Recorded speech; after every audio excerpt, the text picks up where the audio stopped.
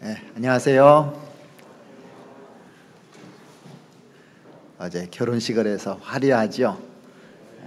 오늘부터 또 점심에 식사하고 또 마음 놓고 교제할 수 있도록 돼서 너무나 반갑습니다. 같이 잠깐 기도드리겠습니다.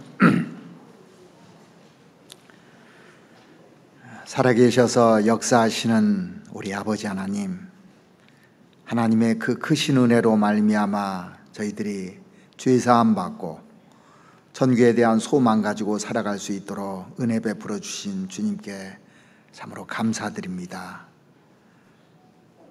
그동안도 저희들을 지켜주시고 보호해 주시고 인도해 주셨지만은 영원토록 저희와 함께 하신다고 약속해 주신 주님, 우리가 그 은혜를 생각할 때마다 너무 감사가 되고, 어떤 어려움과 또 환난과 역경이 있다 할지라도 주님께서 주신 그 소망을 바라보며 항상 감사하며 살아갈 수 있도록 하나님 도와주시옵기를 바랍니다. 오늘 주일을 맞이해서 우리 흩어져 있던 형제자매님들 한자리에 모아주시고 또 말씀으로 교훈해 주시고 하나님을 더 알도록 기회 주심에 너무나 감사드립니다. 이제 자유롭게 식사도 할 수 있고 교제할 수 있도록 은혜 베풀어 주신 주님, 저희들이 이 마지막 기회를 놓치지 않고 최선을 다해서 주님이 주시는 기회에 복음 전하고 또 충성을 다해서 나머지 생을 살 수 있도록 주님 도와주시옵소서. 이제 5월에 있는 대집회를 통해서 또 많은 영혼들 구원받을 수 있는 기회가 온 줄 알고 있습니다. 저희들 그동안 기도하고 있는 그 영혼들 이번에 참석해서 꼭 구원의 역사가 일어날 수 있도록 주님 도와주시옵소서. 올해는 또 학예 수양회도 준비되어 있습니다. 이 학예 수양회 때 많은 영혼들이 구원받을 수 있도록 하나님 도와주시옵소서. 우리에게 이렇게 길이 열렸는데 이 기회를 꼭 잘 활용해서 마지막에 구원받을 수 있는 이 기회에 하나님께서 사용해 주시고 저희들도 열정을 가지고 나머지 생을 살 수 있도록 하나님 도와주시옵소서.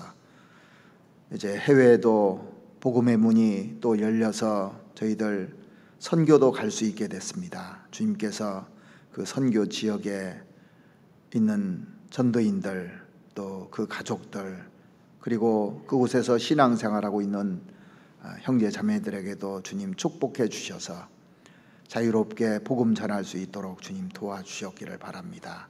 오늘 이 시간 저희들에게 꼭 필요한 말씀으로 채워주시고 우리가 이 말씀을 통해서 교훈받고 또 필요한 권고들을 받아서 하나님 자녀로서 마땅히 행할 길을 따라서 살아갈 수 있도록 도와주시옵소서. 우리의 영혼을 사랑하시는 우리 구주 예수 그리스도의 이름으로 기도드렸습니다. 아멘. 성경 예레미야 18장을 찾으시겠습니다.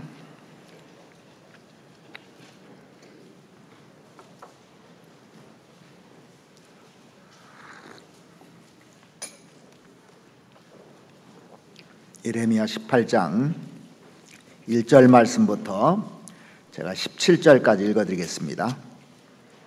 예레미야 18장 1절부터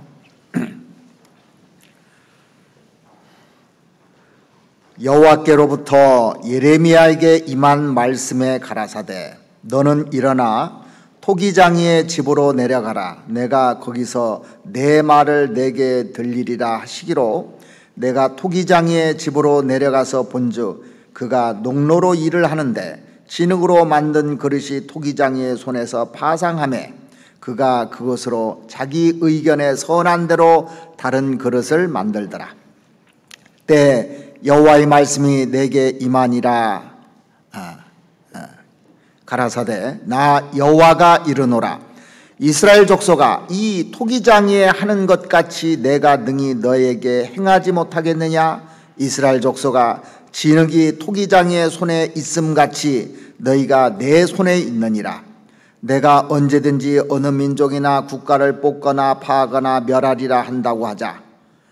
만일 나의 말한 그 민족이 그 악에서 돌이키면 내가 그에게 내리기로 생각하였던 재앙에 대하여 뜻을 돌이키겠고 내가 언제든지 어느 민족이나 국가를 건설하거나 심으리라 한다고 하자 만일 그들이 나 보기에 악한 것을 행하여 내 목소리를 청종치 아니하면 내가 그에게 유익해 하리라 한 것에 대하여 뜻을 돌이키리라. 그러므로 이제 너는 유다 사람들과 예루살렘 거민들에게 말하여 이르기를 여호와의 말씀에 보라 내가 너에게 재앙을 내리며 계책을 베풀어 너희를 치려하노니 너희는 각기 악한 길에서 돌이키며 너의 길과 행위를 선하게 하라 하셨다 하라. 그러나 그들이 말하기를 이는 헛된 말이라. 우리는 우리의 도모대로 행하며 우리는 각기 악한 마음에 강팍한 대로 행하리라 하느니라. 그러므로 나 여호와가 이같이 말하노라. 너희는 누가 이러한 일을 들었는가? 열방 중에 물어보라. 처녀 이스라엘이 심히 가증한 일을 행하였도다. 레바논의 눈이 어찌 들의 반석을 떠나겠으며 원방에서 흘러내리는 찬물이 어찌 마르겠느냐? 대저 내 백성은 나를 잊고 허무한 것에게 분향하거니와 이러한 것들은 그들로 그 길 곧 그 옛길에서 넘어지게 하며 곁길 곧 닥지 아니한 길로 행케 하여 그들로 땅으로 놀랍고 영영한 치소가 되게 하리니 그리로 지나가는 자마다 놀라서 그 머리를 흔들리라. 내가 그들을 그 원수 앞에서 흩기를 동풍으로 함같이 할 것이며 그들의 재난의 날에는 내가 그들에게 등을 보이고 얼굴을 보이지 아니하리라. 오늘따라 강당이 꽉 찬 느낌입니다. 앞에서부터 거의 질서대로 잘 앉아주셔서 너무 감사하고 또 많은 분들이 이렇게 참석해서 너무 좋습니다. 예레미야 이 18장은 예레미야 그 성경 중에서도 아주 중요한 장이라고 할 수 있습니다. 이 예레미야 18장은 하나님의 그 주권이 가장 잘 표현된 그 장이라고 할 수가 있어요.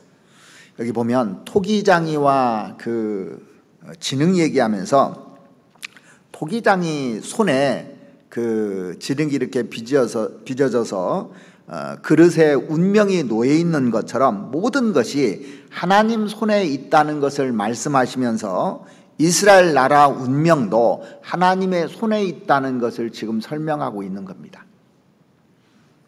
그래서 오늘 그 본문에 그 6절을 보시면 나 여호와가 이르노라 이스라엘 족속아 이 토기장이에 하는 것 같이 내가 능히 너에게 명하지 못하겠느냐. 이스라엘 족속아 진흙이 토기장이의 손에 있음 같이 너희가 내 손에 있느니라. 자, 이 진흙이 토기장이 손에 있다고 해서 그 무조건 주물럭주물럭해서 그 내가 무조건 그 파하고 세우느냐 아니라는 겁니다. 거기에는 조건이 있다고 돼 있어요. 그래서 인간의 책임성도 분명히 논하고 있다고 얘기를 7절부터 쭉 얘기를 했습니다. 자, 그 6절에는 진흙이 토기장의 손에 있음같이 너희가 내 손에 있느니라 이렇게만 얘기했으면 내 멋대로 한다 그런 얘기잖아요. 하나님은 하나님 멋대로 하는 분이다. 너희들 의지하고는 상관없다 이런 얘기가 될 수 있지 않습니까? 그런데 7절에 보시면 내가 언제든지 어느 민족이나 국가를 뽑거나 파거나 멸하리라 한다고 하자. 그렇게 계획을 세웠다고 하자. 만일 나의 말한 그 민족이 그 악에서 돌이키면 조건이죠. 돌이키면 내가 그에게 내리기로 생각하였던 재앙에 대하여 뜻을 돌이키겠고. 그래서 하나님께서 어느 민족을 뽑으려고 했는데 자기들의 악을 깨닫고 정말 돌이키면 하나님께서 뽑거나 파하거나 멸하지 않는다고 약속을 해주신 겁니다. 그러니까 인간에 대한 책임이 있는 거예요. 인간이 그 악에서 돌이키면 내가 파할 것도 안 판다. 분명히 이렇게 그 얘기를 했습니다. 9절에 보시면 내가 언제든지 어느 민족이나 국가를 건설하거나 심으리라고 한다고 하자. 만일 그들이 나 보기에 악한 것을 행하여 내 목소리를 청종치 아니하면 내가 그에게 유익하게 하리라 한 선에 대하여 뜻을 돌이키리라. 여기도 마찬가지죠. 한 나라를 세우려고 하는데 그 사람들이, 그 나라 사람들이 이 뜻을 돌이키지 않고 하나님 말씀에 순종치 않으면 오히려 파한다고 이렇게 얘기를 했던 겁니다. 그래서 이 본문에 보면은요, 하나님의 주권이 있습니다. 하나님이 이렇게 하시는 일이 있지만 그 뒤에 인간의 반드시 책임이 따른다는 것을 여기 강조하고 있는 겁니다. 이스라엘 백성들은 아브라함 자손이잖아요. 아브라함 자손이고 자기들이 천국은 받아놓은 밥상이고 하나님께서 특별히 자기들 선택하셨으니까 아무 문제가 없다고 착각하고 있었던 거예요. 선민이라고 해서. 그런데 예레미야는 이 책임성에 대해서 지금 논하고 있는 겁니다. 이스라엘 백성들의 얘기를 해주는 거예요. 그래서 그 예레미야 18장 그 11절 끝에 한번 보십시오. 끝에 보면 이 말이 나옵니다. 너의 길과 행위를 선하게 하라 하셨다 하라. 그렇게 돼 있죠. 여기 보면 너의 길과 행위가 나오는데 성경에서 길이 나오면 이 길은 가는 방향을 얘기하잖아요. 방향을 나타내는 거예요. 길이 딱 정해지면 행위는 부차적인 겁니다. 따라가는 거예요. 그래서 제일 중요한 것이 내가 어떤 길로 가느냐, 이 방향이 정해지면 사람은 그렇게 행동하게 돼 있다는 얘기예요. 그래서 여기 보면 너의 길과 행위를 선하게 하라 하셨다 하라 그랬습니다. 누가 어떤 길을 걸어간다는 것은 그 사람의 인생의 방향을 말하는 겁니다. 그래서 내가 어떤 마음을 먹고 어떤 생각을 가지고 있느냐에 따라서 그 사람 운명이 다 결정되는 겁니다. 그래서 인간에게 책임성이 있으니까 너희들 잘못하면 지금이라도 돌이키라 그랬습니다. 예레미야가요, 이스라엘 백성들에게 지금이라도 돌이키라. 그러니까 그 이스라엘 백성들이 뭐라고 했냐면 12절에 그러나 그들이 말하기를 이는 헛된 말이라. 우리는 우리의 도모대로 행하며 우리는 각기 악한 마음에 강팍한 대로 행하리라 하느니라. 이 예레미야 18장이 우리에게 중요한 이유가 뭐냐면요, 이 세계 운명이요, 전부 다 그 사람이 어떤 생각을 가지냐에 따라서 운명이 바뀌어지는 거예요. 자, 세계가 계속 지속되느냐 아니면은 빨리 망하느냐, 이것은 사람이 어떤 생각을 가지고 있느냐, 이게 달려 있는 겁니다.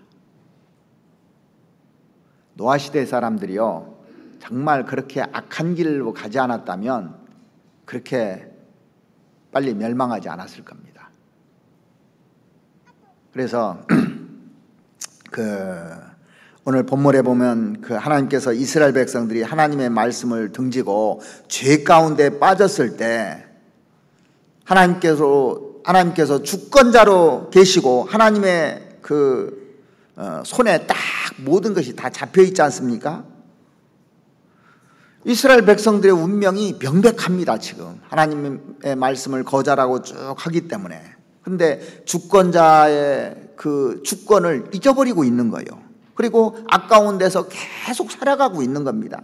그래서 예레미야가 토기장이의 그 비유를 들어서 쭉 토기장이가 어떻게 일하는지 봐라, 그걸 지금 설명해 주고 있는 장입니다. 그래서 토기장이가 농로를 가지고 일을 하는데, 이 농로라는 게 뭐냐면 그릇 만들 때 돌리는 물레 있지, 물레. 저는 이제 강진에 우리 형제님이 장인으로 계셔서 제가 그 물레로 그릇 만드는 걸 여러 번 봤고, 저도 한번 해봤어요. 근데 잘 안 되더라고. 저는 멋대로 돌아가요. 근데 진흙을 갖다 놓고 그릇을 쭉 만들어요. 쭉 만들더니 제가 옆에서 그거 말고 다른 거 만들었다니 딱 부시더라고. 그걸 부셔서 다른 것을 또 쫙 만듭니다. 이렇게. 그러니까 이 진흙은 토기장이가 만들고 싶은 대로 다 만들어지는 거예요. 토기장이가 하고 싶은 대로 하는 겁니다.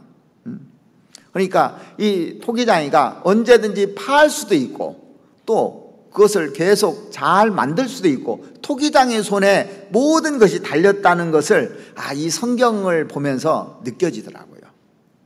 그래서 여기 3절 한번 보시겠습니다.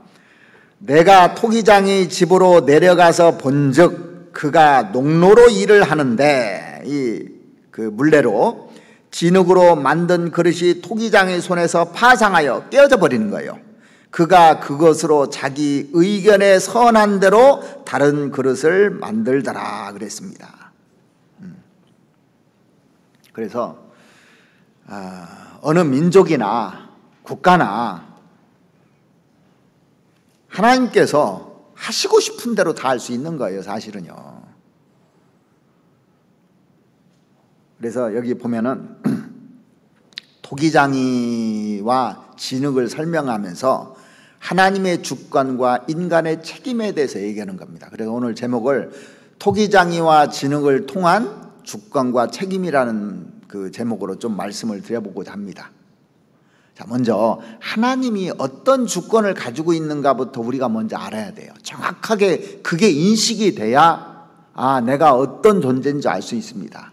우리는 하나님을 모를 때는 하나님과 동등되게 생각하고 하나님을 오히려 무시하는 사람들도 있고 우습게 생각합니다. 모를 때는요. 사람이 주인공이라고 생각하잖아요. 모든 사람들이요. 하나님을 모르는 사람들은. 근데 사람이 피조물이라고 생각합니까? 안 합니까? 보통 사람들이요. 구원받은 사람만 하나님이 창조주고 인간은 피조물이라는 걸 아는 거예요. 그게 이 관계를 정확하게 알아야만 순복 관계가 일어나요. 순종하고 복종할 수 있는 거예요. 이 관계를 모르니까 사람들이 자기 멋대로 하는 겁니다. 그래서 깨지는 거예요. 그러니까 성경에서 가장 많이 가리키는 게 뭐냐면 순종 관계입니다. 질서예요, 질서. 왜 마귀가 생겼습니까? 하나님을 도전했잖아요. 자기는 하나님이 부리는 영입니다. 자기는 하나님이 될 수가 없어요. 피조물이에요. 우리는 또 마찬가지입니다. 우리의 책임이 있고 하나님의 주권이 있는 겁니다. 그래서 먼저 하나님이 어떤 주권을 가지고 있는지 이 예레미야가 이스라엘 백성들에게 설명하는 장면을 한번 보시죠. 자, 2절부터 다시 한번 읽어드리겠습니다. 너는 일어나 토기장의 집으로 내려가라. 내려가서 좀 보란 얘기예요. 내가 거기서 내 말을 내게 들리리라 하시기로 내가 토기장의 집으로 내려가서 본즉 그가 농로로 일을 하는데 진흙으로 만든 그릇이 토기장의 손에서 파상하며 그가 그것으로 자기의 의견에 선한 대로 다른 그릇을 만들더라. 토기장이가 원하는 대로 이런저런 그릇을 만드는데 하나님께서 국가도 나라도 하나님이 이런 나라는 이렇게 크게 작게 이렇게 다 세우신다는 겁니다. 그래서 토기장이와 그릇같이 하나님과 인간 관계도 똑같다는 걸 설명하고 있는 겁니다. 자, 성경에요, 이 토기장이와 진흙에 대해서 여기만 나오는 것이 아니라 여러 곳에 기록을 해놨어요. 왜냐하면 이게 중요하기 때문에, 이 관계가 중요하기 때문에 하나님이 어떤 분인지를 알아야만 우리가 인간으로서 어떻게 해야 될 것을 알기 때문에. 자, 그래서 몇 군데 한번 제가 찾아드리겠습니다. 여기 표시해 놓으시고 이사야서 29장을 먼저 한번 보시겠습니다. 이사야서 29장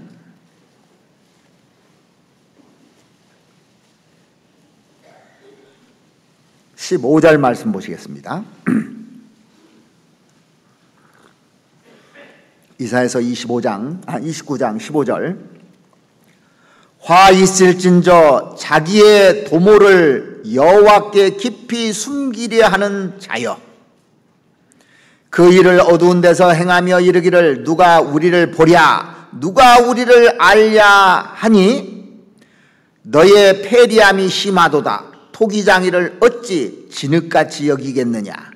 지음을 받은 물건이 어찌 자기를 지은 자에 대하여 이르기를 그가 나를 지지 아니하였다 하겠으며 빚음을 받은 물건이 자기를 빚은 자에게 대하여 이르기를 그가 총명이 없다 하겠느냐.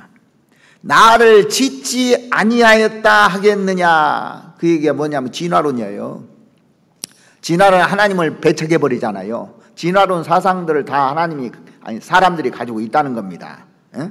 나를 짓지 아니하였다 하겠으며 빚음을 받은 물건이 자기를 빚은 자에게 대하여 이르기를 그가 총명이 없다 하겠느냐. 하나님이 총명이 없다고 사람들이 그렇게 한다는 겁니다. 이사야는 좀 이따 잠깐 볼 건데 잡아 표시해 놓으시고 먼저 계시록 4장을 한번 찾아보시죠. 성경 몇 군데를 쭉 찾겠습니다. 한번 잘 살펴보시기 바랍니다. 요한계시록 4장 11절입니다. 하나님이 어떤 분인지 여기 나와요. 요한계시록 4장 11절 우리 주 하나님이여 영광과 존귀와 능력을 받으시는 것이 합당하오니. 자, 합당한 이유가 뭐냐? 주께서 만물을 지으신지라. 만물이 주의 뜻대로 있었고 또 지으심을 받았나이다. 그러니까 만물이 하나님의 손에서 다 나온 겁니다. 그래서 만물을 지으셨는데 만물이 주의 뜻대로 있었고 주의 뜻에 따라서 하나님이 이렇게 만물을 다 만든 겁니다. 왜 소나무는 사철 푸르고 또 벚꽃은 잠깐 피었다가 떨어지고 하냐고 물어보면 뭐라고 했어요? 내 맘이지 네 맘이냐? 하나님이 그렇게 다 만들으신 거예요. 그건.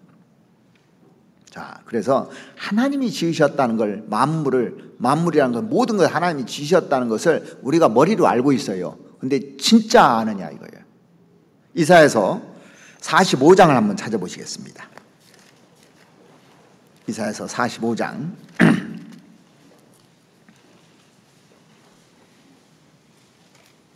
9절 말씀을 찾아보시겠습니다.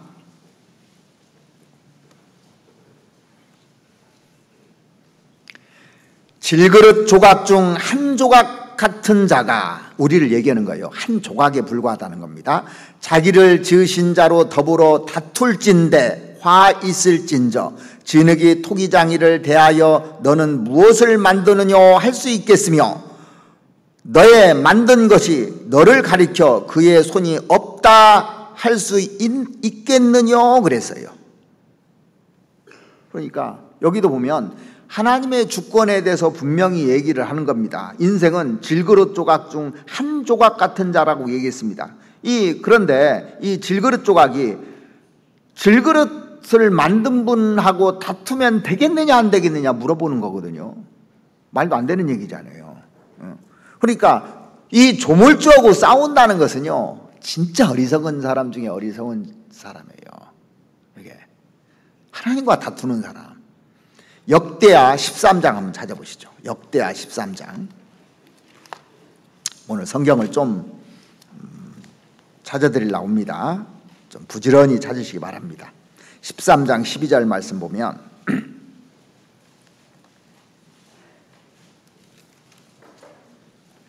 하나님이 우리와 함께하사 우리의 머리가 되시고 그 제사장들도 우리와 함께하여 경고의 나팔을 불어 너희를 공격하느니라. 이스라엘 자손들아 너의 열조의 하나님 여호와와 싸우지 말라.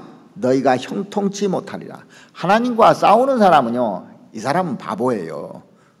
여호와를 대적하는 자는 산산이 무너질 것이라고 그 사무엘상 2장에도 나오는데 하나님과 싸우는 게 아닙니다. 이 말씀과 싸우는 게 아니에요. 말씀하고 대항하면 무조건 깨지게 돼 있는 겁니다. 이사야서 다시 한번 보시겠습니다. 64장을 한번 보시죠. 이사야서 64장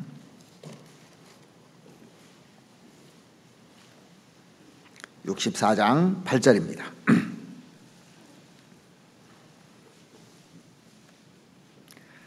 그러나 여호와 주는 우리 아버지시니이다. 우리는 진흙이요 주는 토기장이시니 우리는 다 주의 손으로 지으신 것이라. 계속 하나님께서 주권을 얘기하는 겁니다. 내가 너를 만든 분이다. 우리는 진흙이요 주는 토기장이시니 우리는 다 주의 손으로 지으신 것이라 그랬습니다. 그러니까 하나님이 우리 손으로 지었는데 이 토기장이가 그릇을 만드는데요, 수제품을 만들지 않습니까? 똑같은 그릇이 하나도 안 나옵니다. 왜? 조금씩 다 틀려요. 그 물레를 돌리는데 손의 움직임에서 똑같은 그릇이 단 하나도 안 나와요. 수제품이라. 그러니까 우리 인간도 똑같은 사람 나옵니까 안 나옵니까? 하나도 안 나와요. 다 이게 찍어낸 것이 아니고, 공장에서 찍어낸 것이 아니고 하나님 손으로 손수 만들었다는 거예요. 그러니까 이제 도자기 같은 걸 만들 때 기계로 찍어내는 도자기는 똑같아요. 그런데 장인이 자기 손으로 만드는 도자기는, 똑같은 도자기는 하나도 안 나옵니다. 왜? 손이 다 감각이 틀리거든요. 똑같을 수가, 비슷해도 다 틀려요. 이게. 접시를 만들거나 또 국그릇을 만들어도, 찻잔을 만들어도 다 틀리다니까요. 하나님이 손으로 우리를 다 지으셨다는 걸 알아야 되는 겁니다. 자, 로마서 9장 한 군데 더 보시죠. 로마서 9장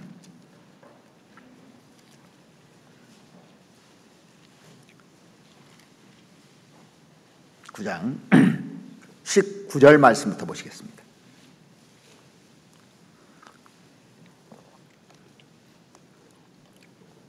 혹 내가 내게 말하기를 그러면 하나님이 어찌하여 허물하시느뇨 누가 그 뜻을 대적하느뇨 하리니, 이 사람아 내가 네게 감히 하나님을 실문하느뇨? 지음을 받은 물건이 지은 자에게 어찌 나를 이같이 만들었느냐 말하겠느뇨?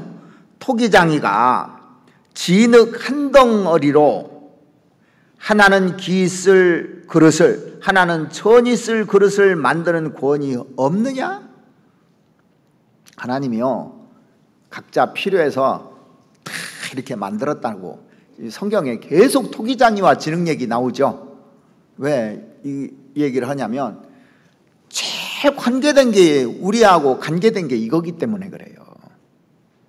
그래서 언제 기회가 되면 그 그릇 만드는 데 가서 한번 장인이 어떻게 그릇 만드는지 보면요, 이 말이 아주 쉽게 이해가 되는 겁니다. 그래서 이스라엘아 너의 운명이 나에게 달려있다, 그 얘기를 계속 강조해 준 겁니다. 그래서 오늘 본문에 다시 이제 예레미야 18장을 한번 다시 보시겠습니다. 18장 6절 다시 한번 보시죠.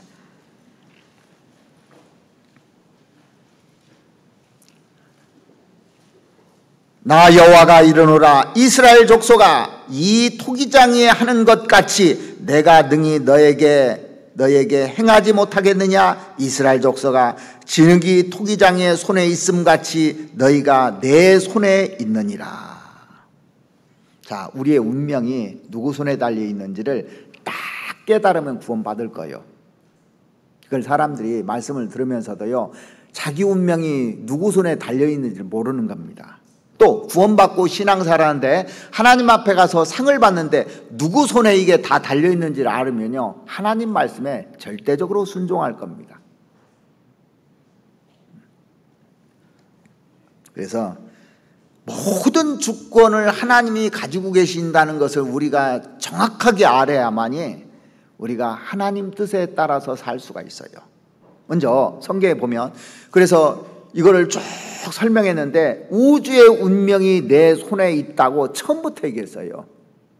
우주의 운명이. 그래서 하나님이 처음 얘기한 것이 뭐냐면 태초에 하나님이 천지를 창조하시라, 이거부터 시작돼요. 이 세상 모든 운명이 내 손에 달려있다 이 얘기입니다. 그리고 히브리서 1장 3절 말씀해 보시면 그의 능력의 말씀으로 만물을 붙드시며 그랬잖아요. 이 만물을 붙드는 것도 내 손에 있다 이거예요. 내 손에 있다. 그리고 이제 새하늘과 새 땅을 이제 준비해 놓으시잖아요. 그래서 요한계시록 21장 1절 말씀에 보시면 또 내가 새하늘과 새 땅을 보니 처음 하늘과 처음 땅이 없어졌고 바다도 다시 있지 않더라 그랬습니다. 그 천국도 하나님 손에 의해서 다 계획되어 있는 겁니다. 하나님이 실제로 그렇게 행하고 계셔요. 창조하셨죠? 이 만물을 붙드시고 계시죠? 그 다음에 이 천지를 유지하시다가 마지막에 이 지구를 없애버린다고 그랬어요.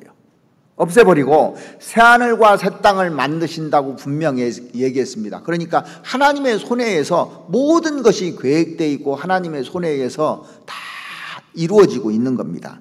그래서 사도행전 그 17장 24절 말씀해 보시면 우주와 그 가운데 있는 만유를 지으신 신께서는 천지의 주제시니 손으로 지으신 전에 계시지 아니하시고 또 무엇이 부족한 것처럼 사람의 손으로 섬김을 받으시는 것이 아니니 이는 만민에게 생명과 호흡과 만물을 친히 주시는 자이심이라 그렇게 선언하고 있잖아요. 그래서 이 만유를 지으신 신께서는 천지의 주인이다 그랬습니다. 토기장이다 이 얘기예요. 그래서 하나님 손에 모든 것이 들어있는 겁니다. 그래서 하나님으로부터 모든 것이 나왔어요. 태양도 나오고 달도 나오고 별도 나오고 사람도 거기서 나오고 그래서 지금 존재하고 있는 겁니다. 그 다음에 마지막에는 하나님께로 다 돌아가는 거예요. 싹 돌아갑니다. 그래서 우주의 운명이 하나님 손에 있다는 것을 분명히 가르치고 있는 겁니다. 근데 사람들은 그걸 안 믿어요.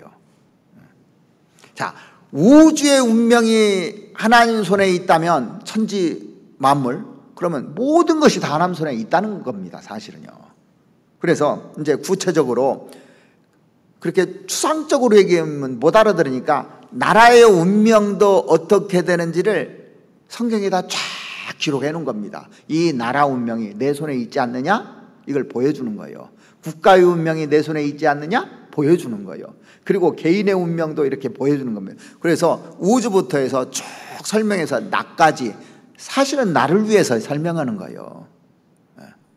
그래서 먼저 이제 그 나라의 운명이 어떻게 되어 있는가도 설명을 해놨습니다. 잘 보라는 겁니다. 욥기 12장을 한번 찾아보시겠습니다. 욥기 12장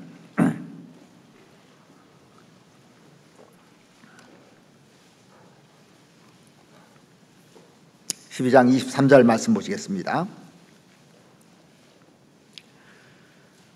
만국을 커지게도 하시고 다시 멸하기도 하시며 열국으로 광대하게도 하시고 다시 사로잡히게도 하시며 만민의 두목들의 총명을 빼앗으시고 그들을 길없는 거친 들로 유리하게 하시며 빛 없이 캄캄한 데로 더듬게 하시며 취한 사람같이 비틀거리게 하시느니라.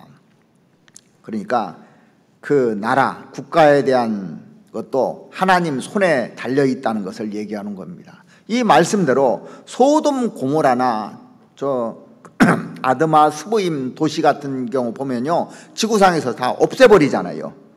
바벨론 나라 지구상에서 없애버렸잖아요. 그러나 이집트는 미약한 나라로 만드신다고 성경에 써 있더라고요. 이집트라는 나라는.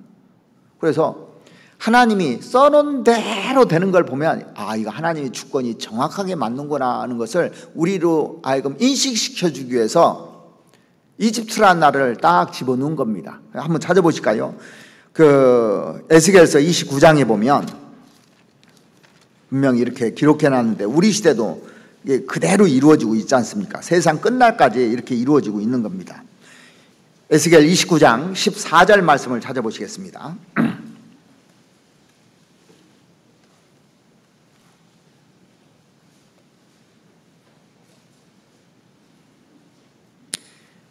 애굽에 사로잡힌 자들을 돌이켜 바드로스 땅 곧 그 고토로 돌아가게 할 것이라. 그들이 거기서 미약한 나라가 되되 나라 중에 지극히 미약한 나라가 되어 다시는 열국 위에 스스로 높이지 못하리니 내가 그들을 감하여 다시는 열국을 다스리지 못하게 할 것임이라. 기원전 536년 고레스 칙령에 의해서요, 애굽 사람들도 자기 나라로 돌아갔는데 2500년이 흐르면서 한 번도 커진 적이 없어요. 애굽이 옛날에 대제국이었잖아요. 그런데 그 뒤로 한 번도 커진 적이 없어요. 마지막까지 그럴 겁니다. 성경이 얼마나 정확한지 모릅니다. 그런데 이 이스라엘은 지구상에서 없애지 않는다고 되어 있어요. 바벨론이라는 나라라는 건 없어지는데 이 지구상에서 이스라엘은 없애지 않는다고 성경에 요엘서에 기록해 놨는데 한번 찾아보시죠. 요엘서 호세아 다음에 요엘서가 있습니다. 1274페이지입니다. 요엘서 3장 19절 말씀만 찾아보시죠.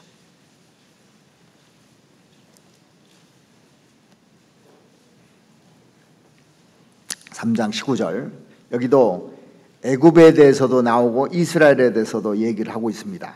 19절 그러나 애굽은 황무지가 되겠고 에돔은 황무한 들이 되리니 이는 그들이 유다 자손에게 강포를 행하여 무지한 피를 그 땅에서 흘렸습니다. 하나님 대적에서 그런다는 얘기예요.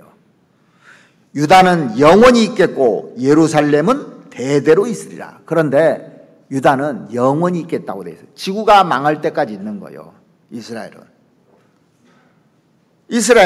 예루살렘은 대대로 있으리라. 지금 이스라엘의 수도가 예루살렘이지 않습니까? 대대로 있으리라고 그랬습니다.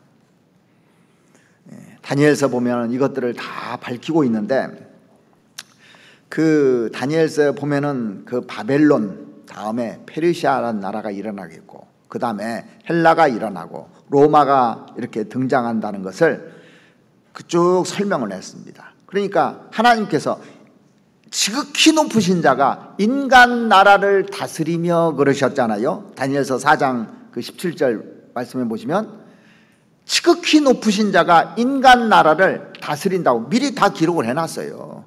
이렇게 요한계시록에도 미리 다 기록을 해놓고 인간 나라를 어떻게 다스리는지. 그러니까 지금도 그 높으신 자가 지금 인간 나라를 다스리는데 보세요. 북한이 저렇게 되는 것도 하나님의 허락하심 속에 되는 겁니다. 우리나라가 남북으로 갈라진 것도 이게 하나님의 허락함 속에서 되어지는 거예요. 이게요. 그냥 되어지는 게 아닙니다. 러시아 지금 푸틴이 지금 우크라이나에 전쟁을 일으킨 것도 하나님의 허락하심 속에서 되어지는 겁니다. 왜? 마지막 시대 때 이 러시아를 끌어서 이스라엘을 치게 한다고 돼 있어요. 그래서 거기서 이스라엘이 이겨서 하나님의 이름을 높게 하려고 그래요. 그러면 잘 편안한데 이스라엘 칠 일이 있습니까? 없습니까? 없어요. 그러니까 물건을 겁탈하러 온다고 예수께서 38장에 나오잖아요. 물건 겁탈하려면 가난해져야 돼요. 민심이 흉악해져야 되고 하나님이 프로그램을 다 만드는 것을 이거 하나님에 의해서 이 주권에 의해서 이게 되는구나 하는 걸 우리는 인식하고 있지 않습니까? 하나님이 하시는 일입니다.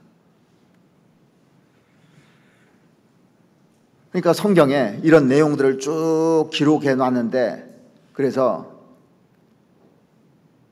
나라의 그 위정자들에게 순복하라는 얘기가 뭐냐면 하나님이 허락하신다는 거예요.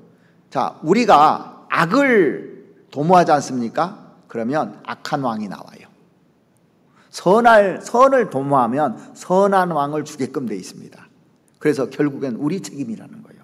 그 모든 것이. 성경에 보면 이 나라의 운명만 나와 있는 것이 아니라 개인의 운명도 성경에 쭉 기록해 놨습니다. 인간의 생사화복을 주관하신다고 되어 있죠. 성경에는. 그래서 사람이 수명을 그 절반도 못 살게 한다는 얘기도 나오고 수명을 연장시켜 준 얘기도 나오고 그 악을 행했을 때 하나님이 죽인다는 얘기도 나왔는데 그대로 되는 걸 볼 수가 있습니다. 이 다니엘서 5장에 보면요, 벨사살 왕이 있는데, 이 벨사살 왕이 이제 이스라엘에서 그 쓰는 기구들이 있죠.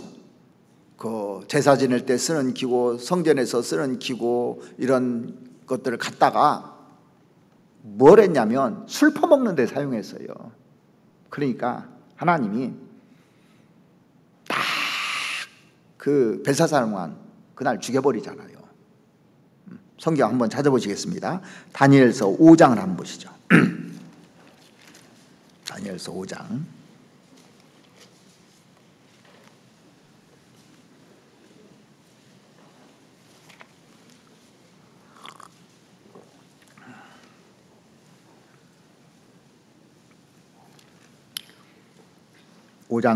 그 18절부터 보시면, 왕이여, 예, 벨사살 왕이여, 지극히 높으신 하나님의 왕에 붙인 느부갓네살에게 나라와 큰 권세와 위엄, 영광과 위엄을 주셨고 그에게 큰 권세를 주셨으므로 백성들과 나라들과 각 방언하는 자들이 그의 앞에서 떨며 두려워하였으며 그는 임의로 죽이며 임의로 살리며 임의로 높이며 임의로 낮추었더니 그가 마음이 높아지며 뜻이 강팍하여 교만을 행함으로 그 왕위가 폐한 바 되며 그 영광을 빼앗기고 인생 중에서 쫓겨나서 그 마음이 들짐승의 마음과 같았고 또 들나귀와 함께 가며 또 소처럼 풀을 먹으며 그 몸이 하늘 이슬에 젖었으며 지극히 높으신 하나님이 인간 나라를 다스리며 자기 뜻대로 누구든지 그 위에 세우시는 줄을 알기까지 이르게 되었나이다.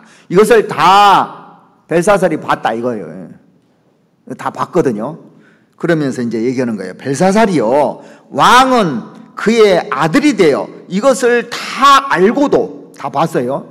하나님이 어떻게 하는가 다 봤습니다. 알고도 오히려 마음을 낮추지 아니하고 도리어 스스로 높여서 하늘의 주제를 거역하고 그 전 기명을 왕의 앞으로 가져다가 왕과 귀인들과 왕후들과 빈궁들이 다 그것으로 술을 마시고 왕이 또 보지도 듣지도 알지도 못하는 금, 은, 동, 철과 목석으로 만든 신상들을 찬양하고 도리어 왕의 호흡을 주장하시고 왕의 모든 길을 작정하시는 하나님께는 영광을 돌리지 아니하신지라.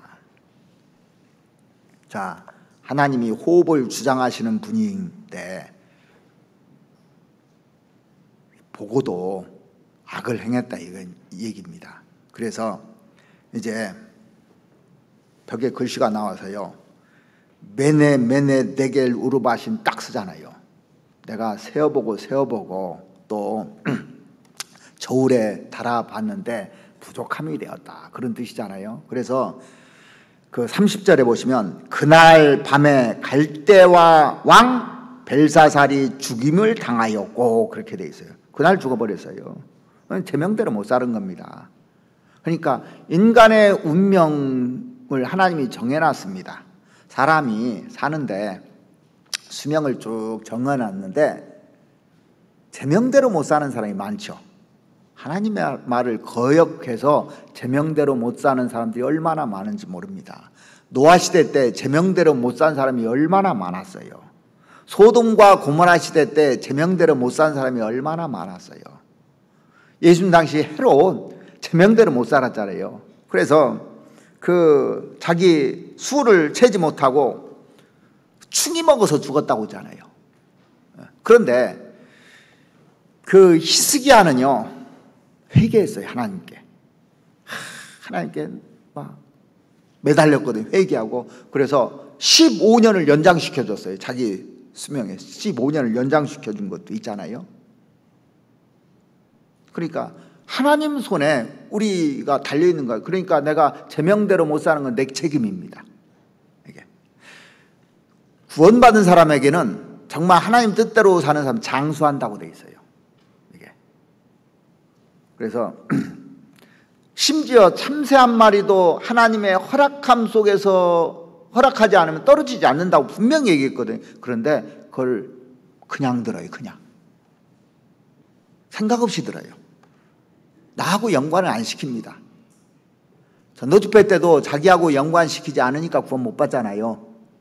마찬가지로 이런 말씀도요, 자기하고 연관을 안 시키는 겁니다. 내가 헤롯도 될 수 있고 벨사살 왕도 될 수 있고 반면 히스기야 같은 사람도 될 수 있고 다 운명이 자기에게 있는 겁니다. 하나님이 그런 주권을 가지고 있는 분이라는 겁니다. 너에게는 머리털까지 다 세신 바 되었나니, 다 세는 겁니다. 세요. 저울에 달아봐요. 다 정확합니다. 하나님이. 근데 정확한데 사람들은 원망을 해요. 불평을 하고. 하나님은 실수하지 않는 분입니다. 절대.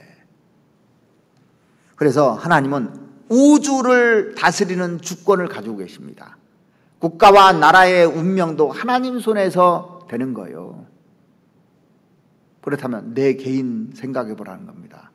내가 이 자리에 이렇게 있고 내가 이렇게 모든 것이 되는 것은 하나님의 손에서 된다는 것을 인식해야 되는 겁니다.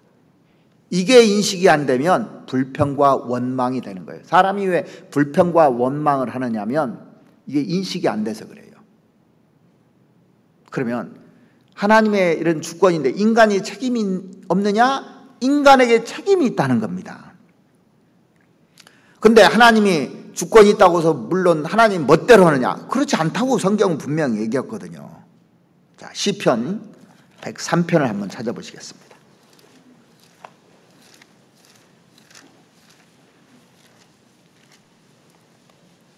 시편 103편 19절입니다.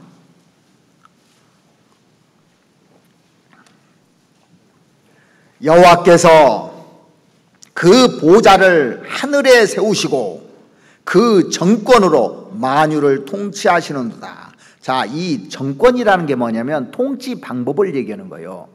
하나님의 통치 방법으로 만유를 통치한다는 겁니다. 이 통치 방법이 뭐냐? 하나님의 보좌의 기초가 뭐냐? 의와 공의라고 돼 있어요. 의와 공의. 성경 한번 찾아보실까요? 시편 89편 한번 보시겠습니다. 89편 14절입니다.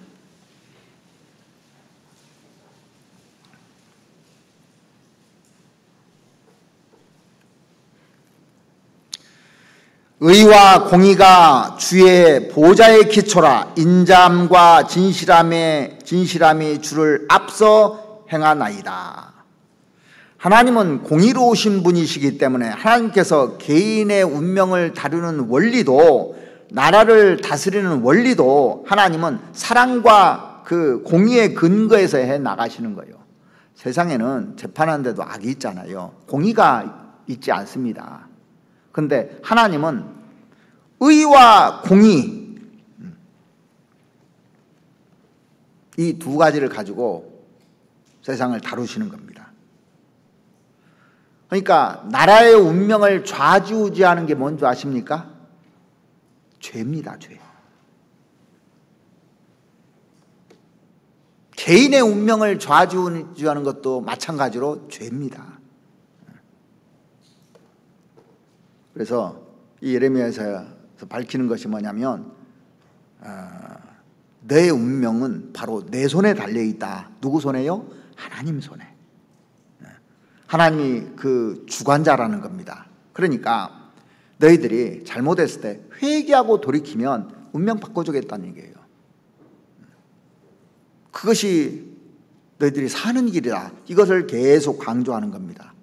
그래서 국가나 나라나 멸망하려고 하는데요, 하나님이 봐주시는 경우도 이렇게 쭉 보거든요. 국가나 나라가 이게 멸망할 건데 돌이키면 그 산다는 것을 보여주는 책이 뭐냐면요, 요나서더라. 요나서 한번 읽어보십시오. 그 니느웨 사람들이 돌이키니까 그 성을 멸망시킨다고 그랬잖아요. 돌이키니까 멸망 안 했어요. 나라가 멸망 안 했습니다. 그런데 돌이켰었는데 계속 그걸 유지해야 되는데 돌이키지 않고 악으로 계속 또 달려가지 않습니까? 나중에. 그러니까 하나님께서 나훔 선지자를 통해서 아시리아에 의해서 멸망할 거라고 얘기해 주잖아요. 너 그렇게 계속하면 너 아시리아에 멸망할 거야. 근데 멸망하잖아요, 이렇게. 그러니까 사람이 한번 돌이켰다가 다시 돌아가면 또 멸망하는 겁니다. 그래서 계속 순종하는 길이 살 길이에요. 우리가 피조물이기 때문에. 그래서 안 돌이키면 멸망하는 겁니다. 우리 개인도 마찬가지예요. 내 멋대로 하는 게 아니다. 내 임의대로 하는 것이 아니라 너희들이 책임이 있다는 것을, 우리의 인간의 책임성을 지금 또 강조하는 겁니다. 멸망시키려고 할지라도 너희들이 마음을 돌이키면 내가 멸망 안 시킨다. 분명히 성경은 이렇게 얘기하고 있습니다. 그래서 그 예레미야 18장 그 7절부터 그 10절 말씀에 그 얘기를 해준 겁니다. 다시 한번 읽어드리겠습니다. 7절부터 10절 한번 보시죠. 예레미야 18장 7절에서 10절 한번 보시겠습니다.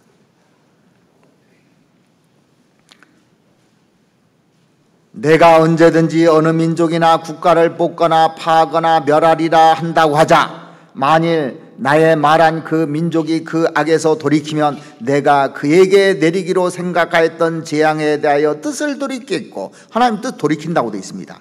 내가 언제든지 어느 민족이나 국가를 건설하거나 심으리라 한다고 하자, 만일 그들이 나 보기에 악한 것을 행하여 내 목소리를 청종치 아니하면 내가 그에게 유익하게 하리라 한 선에 대하여 뜻을 돌이키리라.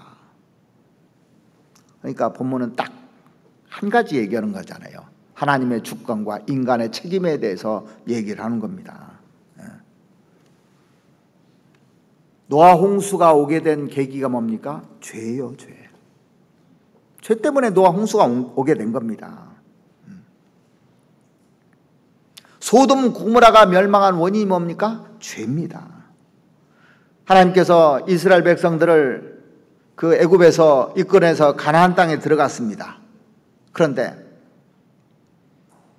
가나안 땅을 차지하고 살았는데 궁극적으로 전 세계에 흩어지게 된 원인이 뭐예요? 예수 그리스도를 배척한 죄예요. 인간의 책임입니다. 죄 때문에 심판받게 되는 겁니다. 이게요. 자, 나라 자체는 나라가 선하거나 악하거나 하지 않죠. 나라 자체는. 그렇죠? 나라 자체가 선하고 악한 게 아닙니다. 나라 자체는 항상 중립적인 위치에 있는 겁니다. 문제는 나라 안에 사는 사람들이 문제지요. 그죠? 사는 사람들이 선하게 살면 하나님께서 선으로 갚아주고 악하게 살면 악으로 갚아준다, 그 얘기입니다. 그런데 거기에서 회개하는 여부에 따라서 운명이 바뀌어진다는 겁니다. 그래서 우리도 신앙을 하면서요, 내가 회개하느냐 회개하지 않느냐에 따라서 자기 운명이 바뀌어지는 겁니다.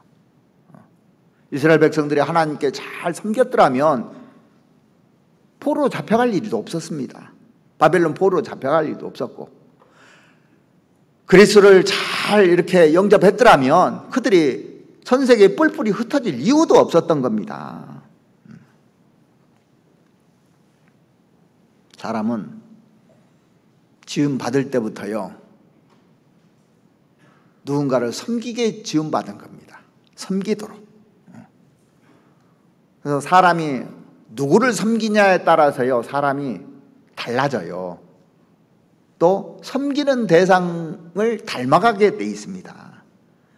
참, 우상을 섬기잖아요. 우상을 닮아가게 돼 있어요.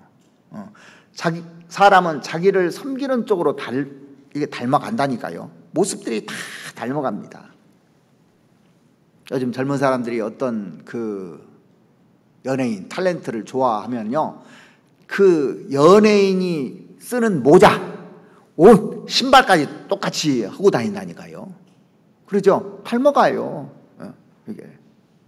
그러니까 자기가 우상으로 섬기는 대상을 닮아가게끔 돼 있는 겁니다. 과연 나는 누구를 닮아가냐고.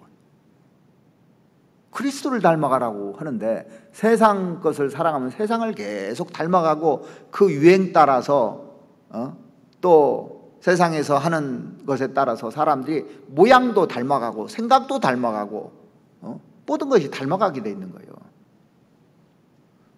그리스도를 잘 보고 그리스도를 닮아가야 되는데, 그리고 신앙생활도 신앙생활을 잘하는 사람을 닮아가야 되는데, 그러지 않은 사람하고 같이 하면 그렇지 않은 모습으로 닮아가는 겁니다, 이게요.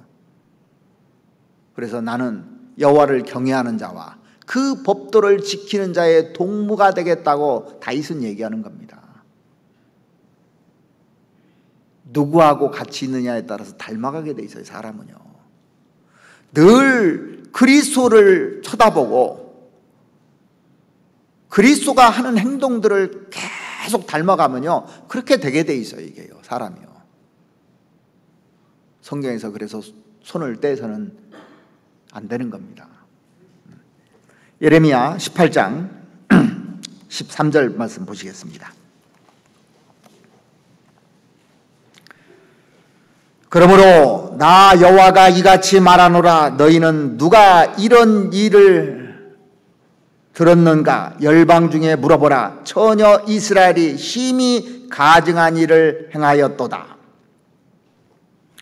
레바논의 눈이 어찌 들의 반석을 떠나겠으며 원방에서 흘러내리는 찬물이 어찌 마르겠느냐.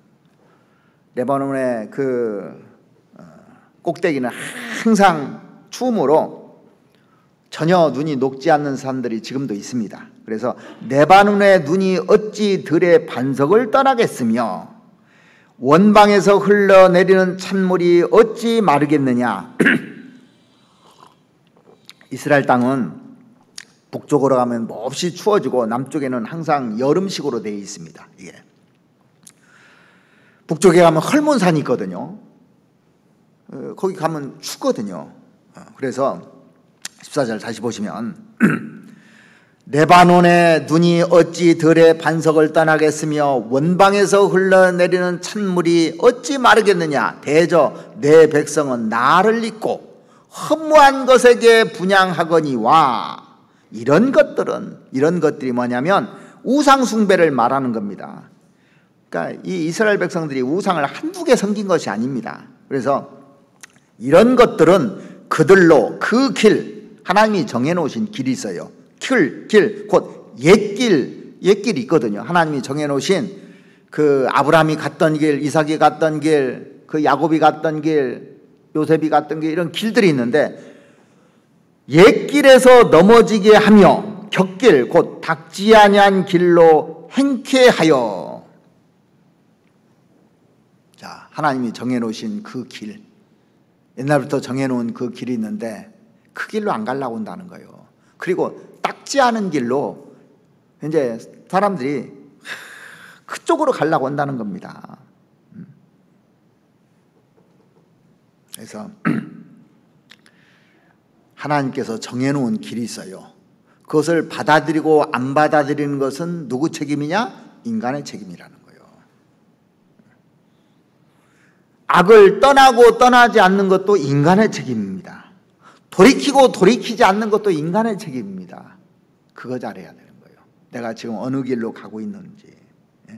하나님께서 구원받은 사람들에게 정로를 가면 영광으로 상으로 갚아주는 그 길을 정해놨습니다. 이걸 15절 다시 보시면 대저 내 백성은 나를 잊고 허무한 것에 분향하거니와 우상에게 분향하거니와 이런 것들은 그들로 그 길 곧 옛길에서 넘어지게 하며 격길 곧 닦지 아니한 길로 행케 하여. 정해놓은 바른 길로 가지 않으려고 사람들이 하는 겁니다. 닦지 않은 길을 어떻게 가요? 자기들이 닦아서 가요. 계속 닦아서. 천국 가는데 하나님이 정해놓은 길이 있어요. 예수님이 열어놨어요, 길을. 근데 자기들이 닦아서 가려고 하잖아요. 열심히 닦아가지고 그 길로 가려고 하는 겁니다. 그러면 예수님이 왜 이런 얘기를 하셨을까요? 내가 곧 길이요 진리요 생명이니 나로 말미암지 않고는 아버지께로 올 자가 없느니라고 그랬잖아요. 내가 길이라고 했습니다. 예수님이 닦아놓은 길로 가야 되는데 십계명을 지켜서 가려고는 길, 사람들이 피 흘림이 없은 즉 사함이 없다고 정해놓은 딱 한 길입니다. 피만 된다고 돼 있어요. 근데 자기 열심, 자기 노력, 자기 생각, 자기 철학으로 가려고 하는, 많이 연구해가지고 자기가 만든 길로 인도를 합니다. 사람들이요. 많은 사람들이 그렇게 가르쳐요. 자기가 연구해서 그 길로 가는 겁니다. 그래서 소경이 인도하잖아요. 그 길, 멸망의 길입니다. 천국으로 가는 길은 딱 한 길이에요. 대속의 길밖에 없습니다. 대속의 길.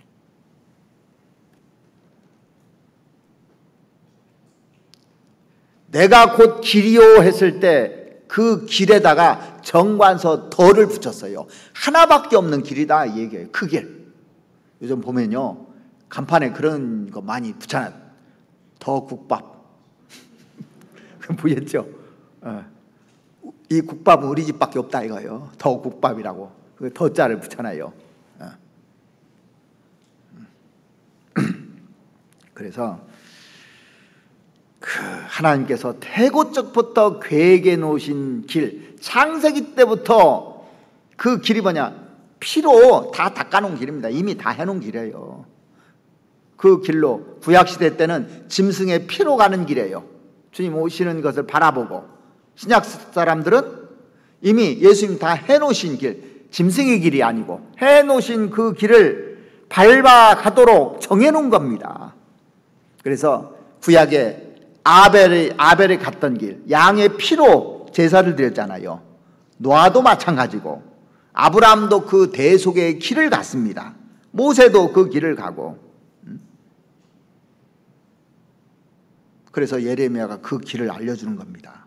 닦아놓은 길, 하나님이 닦아놓은 길, 인간들이 닦은 길이 아니라 하나님이 닦은 길로 가라는 겁니다. 그래서 그 오살할 사람이 사람을 실수로 죽였을 때 하나님께서 도피성을 만들어 놨잖아요. 그 길로 곧장 가라고. 왜? 그래야 산다고. 그래서 그런 길도 하나님이요 구약시대에 다 만들어 놓으신 겁니다. 그래서 인간의 공로를 베쳐가는 길, 천국 가는 길은 인간의 공로로 가는 길이 아닙니다. 내 행위로 가는 길이 아닌 겁니다. 그런데 이스라엘 사람들은 15절에 보시면, 다시 한번 보시면, 대저 내 백성은 나를 잊고 허무한 곳에 분향하거니와, 이러한 것들은 우상의 길을 쫓아가는 겁니다. 그들로 그 길 곧 그 옛길에서 넘어지게 하며, 하나님이 정해놓으신 옛날부터 정해놓은 길에서 넘어지게 하며 푯길 곧 닿지 아니한 길로 행하게 하여. 자, 하나님이 정해놓은 그 길을 시시하게 보는 겁니다. 사람들이요, 예수님 피, 시시하다고, 그거 이제 그만 얘기하라고, 맨 그 얘기만 하냐고. 그 길이 중요한데 자기들이 닦아놓은 길을 계속 가리키는 겁니다. 그래서 유대인들은 표적을 구하고 헬라인들은 지혜를 구하나, 우리는 십자가에 못 박힌 예수 그리스도를 전한다고 돼 있어요. 사도 바울이 그랬잖아요. 그러니까 유대인들은요, 표적, 기적 이런 것만, 이 길을 가는 거예요. 이방인들은, 헬라인들, 이방인들은 어떤 지식 얻으려고 그 길을 가고 있는 겁니다. 그런데 우리는, 구원받은 우리는 십자가에 매달린 그리스도 그 길, 주님이 닦아놓은 길, 그 길로 가는 겁니다. 철로역정에 보면 많은 곁길들이 나와요. 마귀들이 만들어 놓은 곁길들이 쭉 나옵니다. 근데 마음 중심에 바르지 않으면, 내가 바르지 않잖아요. 그러면 곁길로 가게 돼 있어요. 중심이 바르지 않으면 항상 곁길로 가게 돼 있습니다. 그래서 성경 중심으로, 성경에 입각해서, 성경에 비추어 봐서 이 길이 바른 길인지 그러지 않은 길인지를 알고 가야 되는지, 옆에서 사람이 이 길로 인도하면 이 길로 갔다가 저 길로 인도하면 저 길로 가고 다 그러는 거예요. 그러니까 신앙이 망가지게 되는 거예요.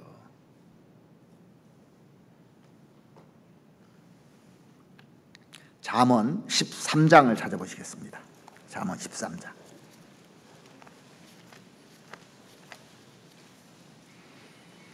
잠언 13장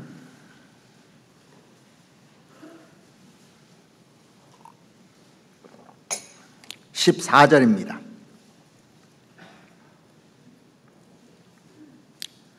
지혜 있는 자의 교훈은 생명의 샘이라 사람으로 사망의 그늘에서 벗어나게 하느니라. 선한 지혜는 은혜를 베푸나 괴사한 자의 길은 험하니라 그랬습니다. 괴사한 자가 거짓말하는 자잖아요. 거짓에 능한 사람, 권무술수에 능한 사람, 말로 사람을 유혹하는 사람, 말이 좋아가지고 그 길은 험하다고 그랬습니다. 그 길은 가시와 엉겅퀴가 있고 함정과 올무가 놓여 있는 길입니다. 성경의 길은요 단순해요. 우리 시대에 많은 사람들이 이 격길을 추구하고 있는 겁니다. 하나님이 정해놓으신 그 길을 버리고 다 전부 다 죄의 길로 달려가려고 하는 거예요. 그래서 유다서 1장 그 11절 말씀해 보시면 화 있을진저 이 사람들이요 가인의 길에 행하였으며 그렇게 돼 있어요. 가인의 길을 간다는 거예요. 자기 노력으로 가려고 그래요. 가인은 농산물을 가지고 여호와께 드렸는데 자기 정성으로, 자기 노력으로, 자기 수단과 방법으로, 자기 생각으로 가려고 하는 거예요. 아무리 가르쳐도 안 듣습니다. 아벨의 길을 가지 않으려고 하는 겁니다. 아벨의 길은 뭐예요? 회개하는 길이에요. 회개는 싫어요. 자기가 잘못해도 회개는 안 하려고 그래요. 왜? 뭐 때문에요? 자존심 때문에. 자존심이 안 꺾어져요. 그러니까 하나님보다 자기가 높은 겁니다. 사실은요. 신앙이 왜 망하느냐? 자존심 때문에 망하는 거예요. 잘못했으면 잘못했다고 해야 되는 거예요. 근데 자존심 때문에 그 얘기는 못해요. 그러니까 그 길을 고수하는 겁니다. 결국에는 제대로 가는 사람을 미워하게 돼 있어요. 그래서 가인이 아벨을 쳐 죽이잖아요. 제대로 가는 사람을. 지금도 그러잖아요. 우리 제대로 가니까 제대로 못 가는 사람들이 우리 얼마나 비난합니까? 가인의 길을 가는 사람들이 그래요.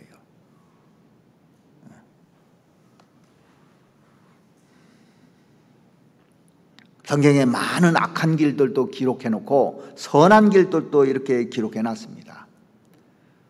어떤 길은 사람의 보기에 바르나 필경은 사망의 길이니라. 길에 대해서 얘기해놨습니다. 방향이 잘못됐다는 얘기예요. 가기는 가는데. 그러니까 내가 이 신앙생활하는데 제대로 된 방향으로 걸어가고 있는지 점검해 보셔야 되는 겁니다. 그냥 열심히 달려가는 게 중요한 것이 아닙니다. 열심히 봉사한다고 봉사하는 게 중요한 것이 아니에요.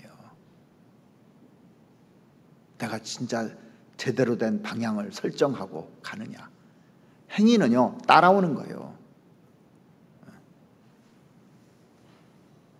사람 보기에 그럴싸한 길이 얼마나 많은데요.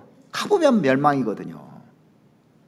그래서 성경의 기준에서 안 보면 사람의 생각으로 가면서 옳다고 하는 겁니다. 구원 받았어도 시간이 지나면서요 잘못된 길로 가잖아요. 분별력이 흐려져요. 자기가 그런데 몰라요. 어떤 사람이 논리를 잘 구사하면요 논리에 다 넘어갑니다. 사람들이 잘 넘어가요 논리에.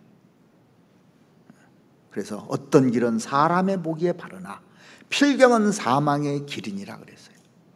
성경의 길에 대한 얘기가 엄청나게 많이 나옵니다. 왜? 그 길이 중요하기 때문에. 시편 1편을 찾아보시겠습니다.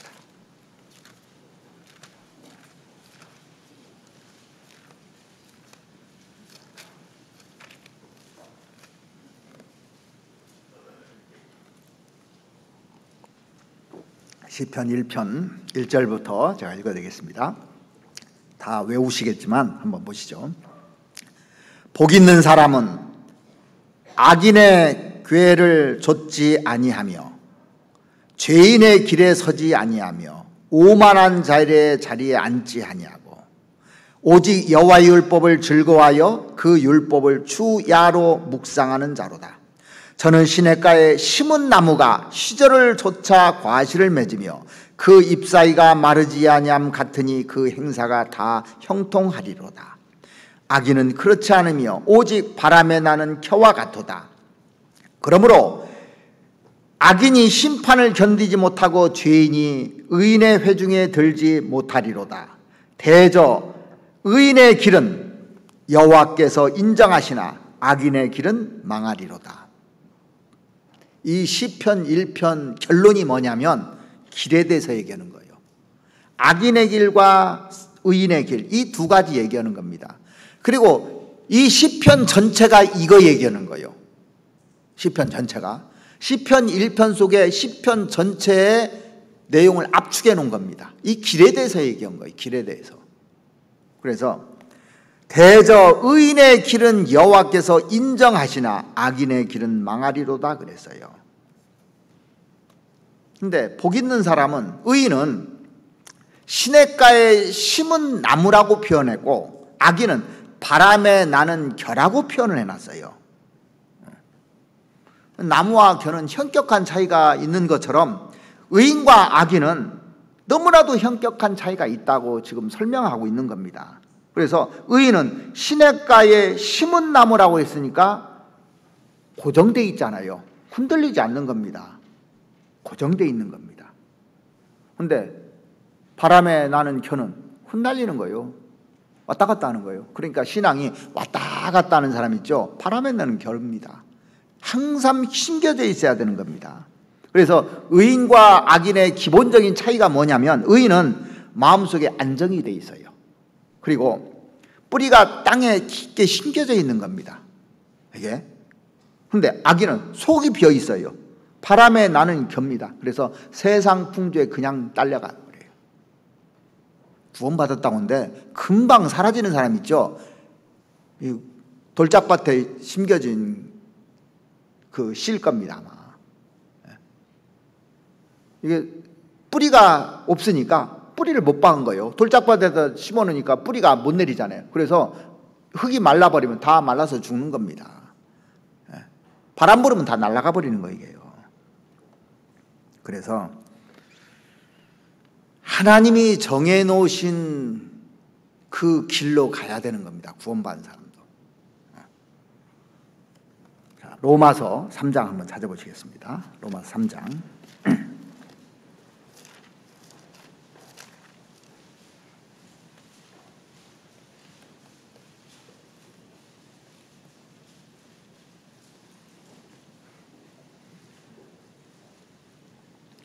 (3장) 10절 말씀부터 보시겠습니다. 기록한 바 의인은 없나니 하나도 없으며 깨닫는 자도 없고 하나님을 찾는 자도 없고 다 지우쳐 한 가지로 무익하게 되고 선을 행하는 자는 없나니 하나도 없도다. 저희 목구멍은 열린 무덤이요 그 혀로는 속임을 베풀며 그 입술에는 독사의 독이 있고 그 입에는 저주와 악독이 가득하고, 그 다음 보면 그 발은 피 흘리는 데 빠른지라 파멸과 고생이 그 길에 있어 평강의 길을 알지 못하였고 저희 눈앞에 하나님을 두려움이 없느니라 함과 같으니라. 자, 여기 보면 이 구원받지 못한 사람들 파멸과 고생의 길이 그 길이 그 앞에 있잖아요. 그 길이 있어서 평강의 길을 알지 못하였고 그렇게 되어 있습니다. 그러니까 구원받으면 뭐가 오냐면 평강이 오는 거예요. 그래서 예수님이 부활하시고 나서 제자들에게 처음 하신 얘기가 뭐예요? 평강이 있을지어다, 평강이 있을지어다 그랬어요. 평강 얘기를 해요. 그러니까 우리가 신앙생활하면서 내가 평강이 사라졌어요. 그럼 이건 잘못된 길이에요. 딱 말씀을 듣는데 평강이 깨져버렸어요. 잘못된 길로 가고 있는 거예요. 말씀을 읽는데 이게 자꾸 나를 찔러. 평강이 없어요. 그 말씀에. 잘못된 길이에요. 금방 갈 수 있습니다. 사실은요. 찔림이 금방 오게. 이거 못하는데 이 평강이 사라져. 이 잘못된 길로 가고 있는 거예요. 금방 할 수 있게 돼 있습니다. 이게요. 에덴 동산에 생명과 선악과를 이렇게 두었습니다. 둘 중에 하나 선택해야 되는 문제예요. 인간의 책임입니다. 그게.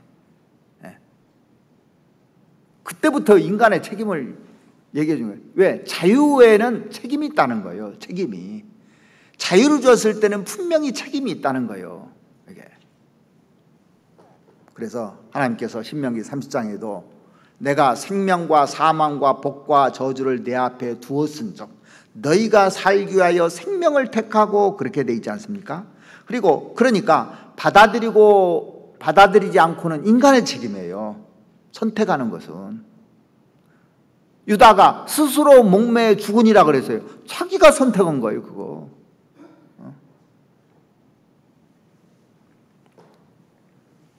우리가 성경에서 알 수 있는 것은 하나님이 천지를 창조하신 분이잖아요. 분명히 알죠. 나라의 운명도 하나님이 정하신 겁니다. 개인 마찬가지입니다. 그런데 지상 만민 중에서 이스라엘을 선택한 것은 하나님의 주권입니다. 하나님이 선택했어요.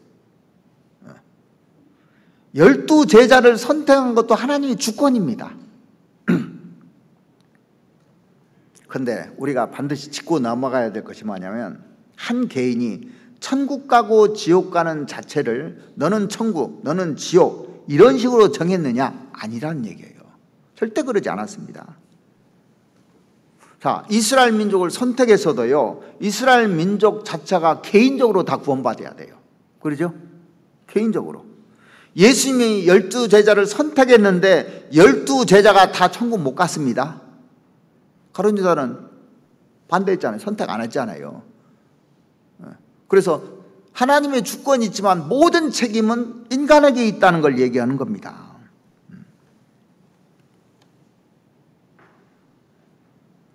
하나님이 이 사도로 선택했다고 해서 그 사람이 다 천국 가느냐? 그런 거 없다는 거예요. 자기가 다 결정해야 되는 겁니다. 생명과 사망과 복과 저주를 내 앞에 두었은즉 너희가 살기 위하여 생명을 택하라고 강조하고 있는 겁니다. 그러니까 우리가 반드시 인식해야 될 것이, 내가 어떤 길로 가고 있는지를 정확하게 알고 잘못된 길로 가면 회개해야 되는 거예요.